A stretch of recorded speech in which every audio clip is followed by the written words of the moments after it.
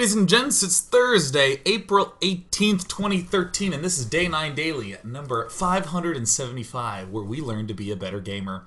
I'm currently wearing a Terran jacket, a Zerg shirt, because fuck Protoss, right? And that is the topic of today's Daily. Woo! I love this jacket a lot. I'm actually have to remove it because it's extremely stupidly hot. Ugh. In today's Daily, we're going to do a little bit of an intro to the mech style that we saw Straylock employ to much success in the WCS EU qualifiers. And in fact, there were a couple other Terran players as well who wrecked a lot of Protoss faces. So I figured, again, because fuck Protoss, let's go ahead and examine how to do this build, what is about it that's great, weaknesses, concerns, just a nice, neat little intro so you can get on that ladder and begin hurting people. Tomorrow I'm playing Bioshock Infinite. Hope you show up bright and early at 10 a.m. Pacific to hang out. Fun Day Monday next week. Submit to me a game of you doing the most awesome and badass Tempest-based games, or even Tempest-based fails. I would love to see those too. Give me them at Monday at day9.tv. Monday at day9.tv. Cool. Let's hop into the show's topic for the day. I don't think there's anything else to say. Nothing else is relevant in the whole wide world. I'd like to give an extra special thank you to the wonderful Ben, Mr. Bitter, and Rotterdam, who casted these games from Studios NASL the other day. And their computers actually went into the shop for repairs. And one of them drove down to the repair shop to be able to send me these replays, which is very nice of them. I'd like to just say thank you for being great. Let's talk about TVP Mech. Shall we? Shall we? I think that makes a lot of sense. Okay, now, with going mech, actually with any strategy, there are all sorts of specifics that are easy to want to latch onto right at the start. Screw all of that. Screw all of that, man. I always want the description of the structure of a build to be something like the back of a movie, where you read it and you know exactly what you're going to get into when you start watching the movie, and the details are the kind of fun, elongated part. But we're going to start with our Rotten Tomatoes movie critique. I always begin with what I want to call a skeleton. Bam! And this daily is going to do an amazing... oh no, oh how embarrassing. Oh my god, I didn't have the right overlays up. I'm bad at my job! Well, if any of you didn't want to know the results from last night's After Hours Gaming League semifinal match, you now know all of them. My job. I'm so good at it. Here we go.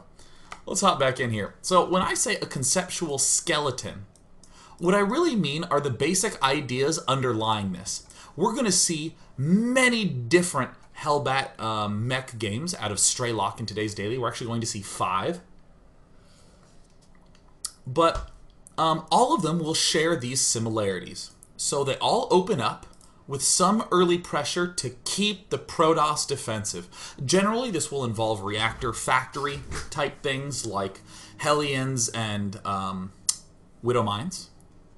Generally, but not always. Second thing, this is what I call a convergence point. We always want to wind up here. No matter what went on at the start, we want to make sure we wind up with this look. 3 command centers, and I spelled it center with an RE because this is from the EU WCS games. And 3 factories, 2 with reactor, 1 with tech lab. And of course the armory so we can commence the Hellbat production. I put in this 2.5 because it's not really a full-on step. Actually, can we do like that? No, that's the squared hotkey. I don't know how to actually make a half an ASCII. Now, how do you do that? No, I don't know. Whatever.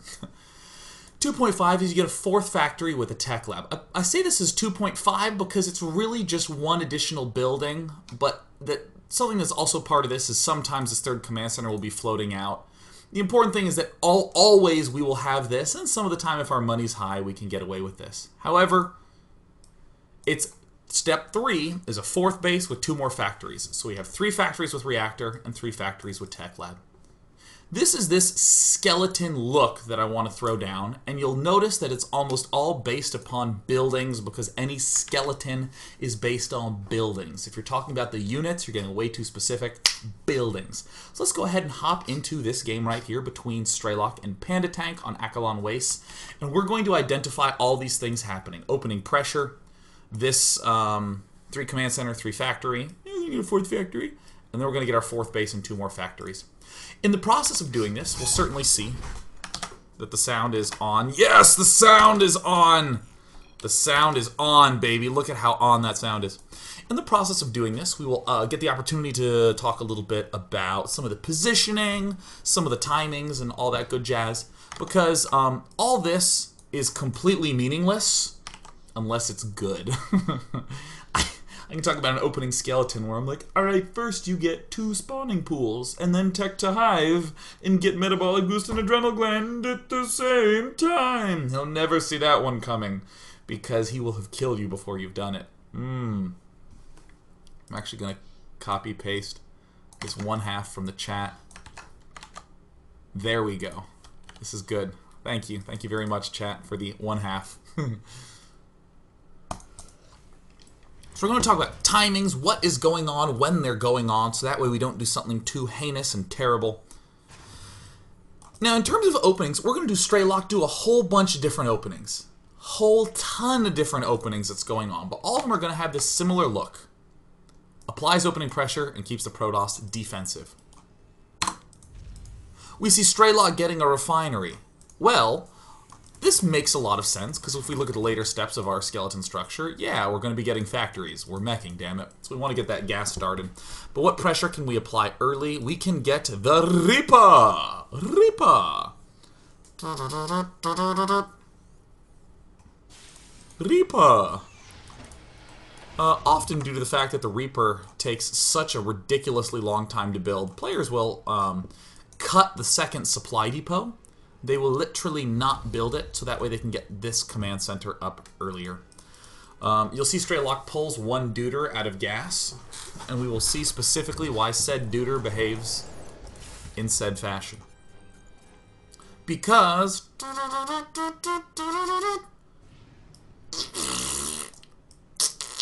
come on, do it. Okay, command center going down, however, alright, cool. Fart noises and a reactor. I'm so mature. I'm just tossing dudes back in gas as needed.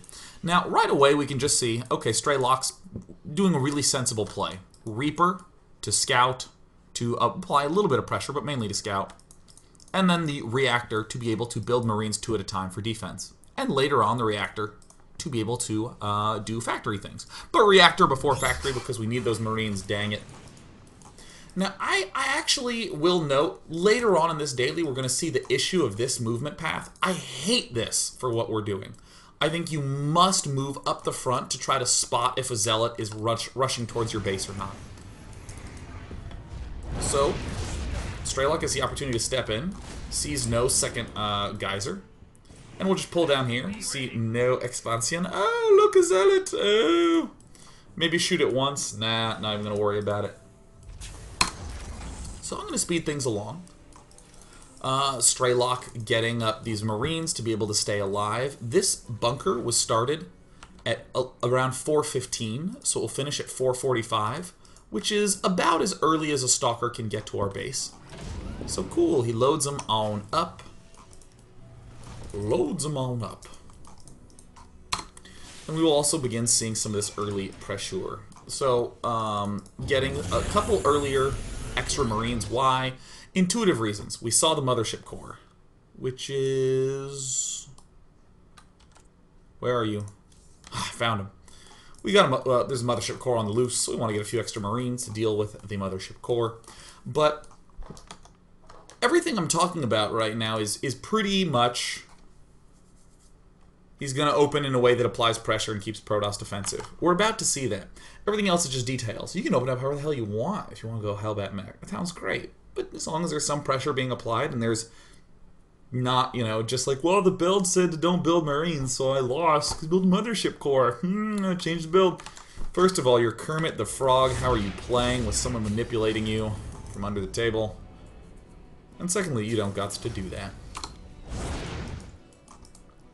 So just a couple of extra Marines. And these extra Marines not only good for pushing back the Protoss, but also useful because we can then go ahead and begin doing this kind of pressure. Generally with the reactored factory. So what's so great about the fact that the Widow Mine is just regular basic factory tech is that because we're going mech, we obviously need to get our factory up early. We need to begin doing things with the factory early. However, Protoss is kind of forced to get detection. Very much so forced. And you might be saying something like, well, Straylock, what if he was up against fast air? Remember, he scouted that there was no second assimilator. And I know it's like barely out of range, but there's no probes mining, so that's enough information. Straylock knows that there was no early second gas, so there's no way he's up against air. That's why he's not getting a lot of anti-air this game. He knows he's up against an expander ground. So he knows that this opponent, therefore, must get some sort of robo-facility detection. And here we are, just leapfrogging, not going nuts and trying to really force the mines to kill off any stalkers, but trying to get that player defensive. You're also noticing the third command center is coming up a little early. Sometimes you'll want to add more factories before you go command center. Sometimes you'll want to add command center before factories. As long as you hit this next convergence point, I'm happy. Straylock is actually sort of doing the same thing. And coming up in a moment, there'll be a factory like right... Let me see if I can box it. Oh, I was going to try to box it and try to nail it. There's your third factory. So right now, this Protoss is in this holy crap, I have to be super defensive mode. Panda Tank is really excellent. He got to top 8 in I think every single WCS qualifier and got to top 4 twice, but didn't make it, which just hurts my soul. But I will give him the consolation prize of being called good on the show. Ah, it felt all worth it, didn't it? Wow, man, Sean's gifts suck.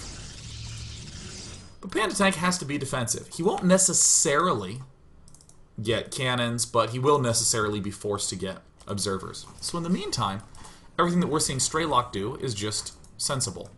Getting some extra mines, getting ready to get some extra tunks. I think Straylock actually goes, yep, for the tech lab. One thing that's sort of consistent about mech all around is that these geysers, the expansion, have to be taken super, super early. This is a real pain in the ass because you get stilted on mineral income because you just need so much gas in old mech. But this new mech style relies on hellbats. Notice this 2-reactored factory immediately implies that you need a lot of minerals and not a lot of gas. So Straylock is actually more than content to delay refinery number 3, and refinery number 4 is coming up quite far down the line. Armory coming up. So look at the way that we're spending gas in all these circumstances, really just on this upgrade and on the tank side of this factory. Now we can see this. Step 2.5 is a 4th factory with a tech lab. Here's that factory. Why are we able to get it so early? Because we got this command center so early. Once your money stabilizes, and not a second sooner, 4th factory. It's fine to be on 3 factory for a bit, as I will show you throughout this video. So right now, if we actually come to the Straylock cam, he has these mines here. I'm going to back up 10 seconds just so we can see. Yeah, he has this mine here. He kind of knows what's up with his opponent. He's able to get this +1 attack. Okay, he loses that one. A little bit of a mild concern, but it's lost right at the time that these hellbats are being produced and the tank is coming out. We're not actually getting the transformation service upgrade that lets Hellions go back and forth between the two. We're just getting an early armory and just going right out with it. Not a lot of gas expenditure necessary from Straylock, and just some good, intelligent choices. Widow Mine, an engineering bay for detection. We've been inside the base, so we've seen that there's a robo, we've seen that there's a forge, so he's going to be delayed on tech, but we're still going to need to have some detection later on.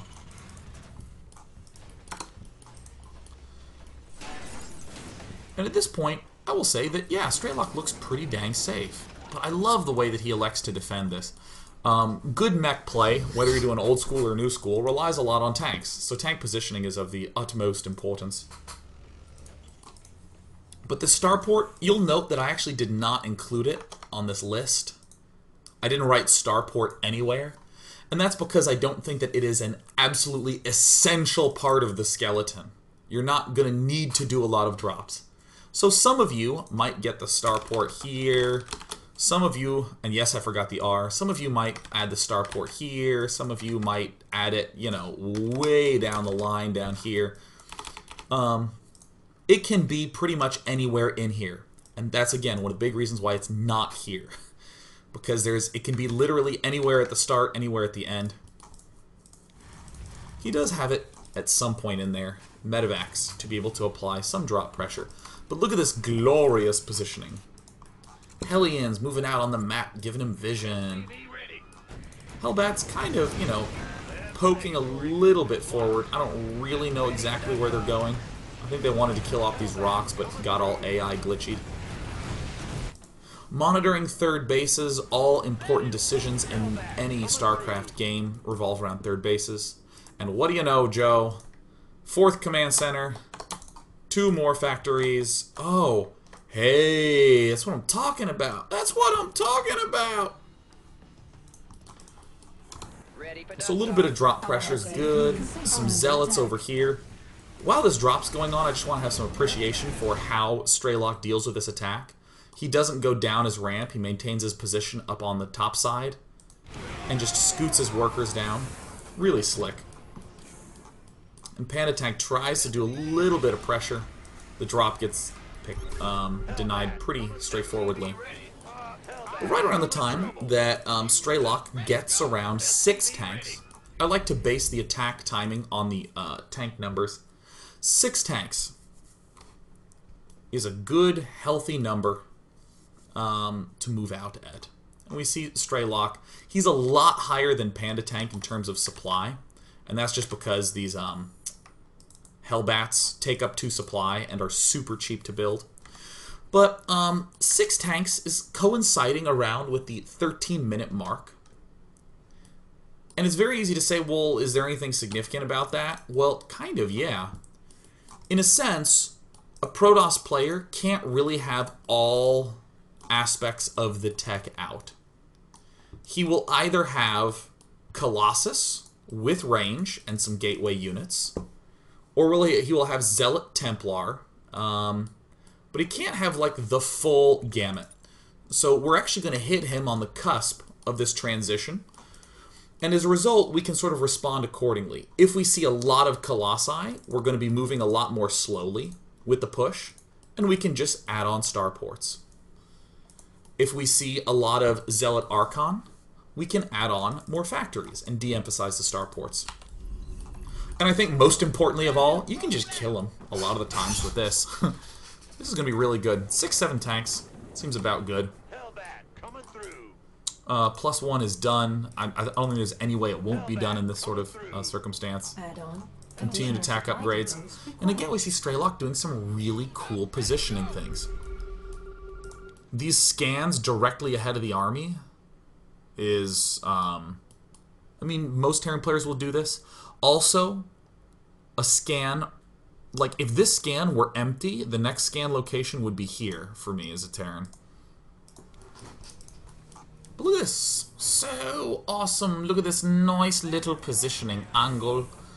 Not trying to like barrel down the front, exploiting the fact that tanks and Hellbats work well when packed together.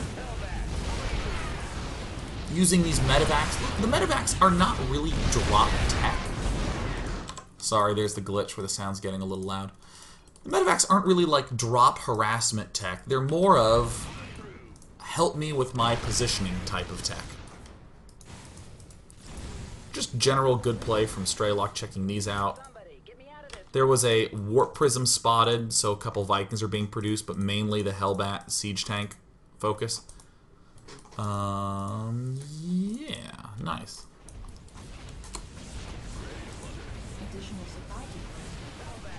So we have this nice little look to ourselves. There is a warp prism that does some harassment damage. I'm not going to worry about that too much. I'm just going to watch the front. I'm going to watch him crush.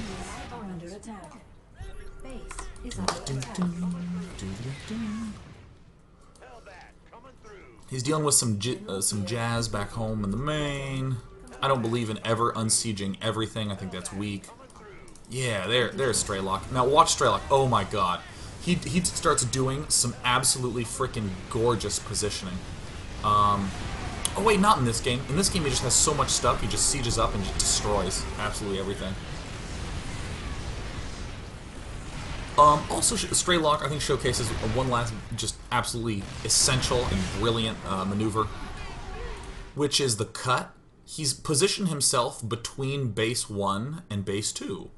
And he's just going to take just a few dudes and attack wherever base 2 is, or wherever vulnerable base is. I will actually come back to this position right here, because right now it's clear that he's 1. But in this spot, what do? Do you keep on pushing? No, you just sit here and say, is this weaker? Yes? Okay, I'll just box these units, and I'll say A, go. And they'll attack down here. He's positioned in between the bases, and these guys actually start to make their way until the force is revealed up at the top, and then they pull back. But these 3 little dudes were about to go wreak havoc over on these poor probes who never did anything but work the 9 to 5 grind. And there's a good game. So great. In this segment, we talked about what the skeleton structure was that we'll see Straylock do again and again and again and again. And we saw an instance of a game that's pretty straightforward and pretty standard. We saw how important it was to keep the Protoss defensive, because then we have plenty of time to get up our factories and our tanks, so that way when he does attack, we hold it. In part 2, we're going to look at 2 really aggressive openings that still do not deviate at all from this skeleton. And by seeing these different openings, we get the idea in our heads that we can do mech however we want with our style, as long as we hit these sort of key points. Easy peasy. Let's go to a break. Bam! Be back soon. BBS. Yes.